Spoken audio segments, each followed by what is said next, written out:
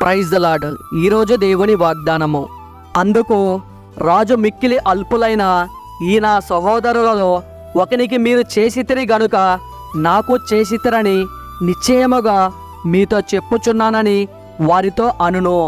మత్తాయి సువార్త 25వ అధ్యాయం 40వ వచనం. వాక్యము విన్నారు కదా.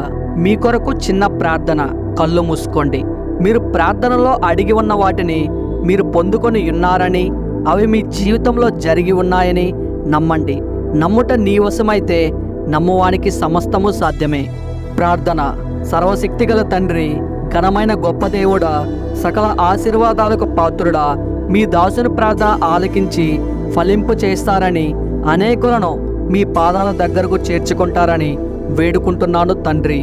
ఓ దేవా, ఈ వాక్యము విన్న ప్రతి ఒక్కరిని ఆశీర్వదించి ఈ ప్రార్థనలో మోకరించి నాతో ఏకీభవించినటువంటి మీ దాసులను, మీ దాసురాండులను, ఇంకా పక్క కుటుంబీకులందరినీ ఈ వర్తమానం వినిపించి వారి వారి కుటుంబాలలో ఉన్నటువంటి కుటుంబీకులందరినీ, వారి ఆస్తుపాస్తులను, వారి పశు సంతతిని దీవించి ఆశీర్వదించి ఘనపరచగలరని తమ ఘనతను యేసుక్రీస్తు నామంలో అడిగి వేడుకుంటున్నాం తండ్రి. Amen, amen, amen.